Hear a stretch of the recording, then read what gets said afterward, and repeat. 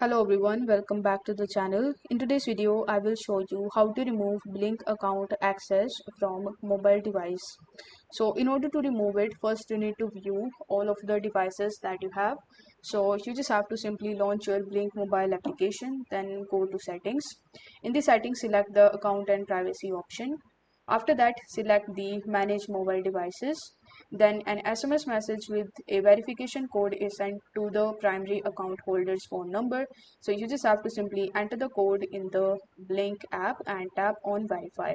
If you don't immediately receive it, then you can wait for 90 seconds until the resend code button appears. Now once your mobile device is verified, the manage device screen will display and it will show you all of the devices that have accessed and that account in the last 30 days, including the current device at the top.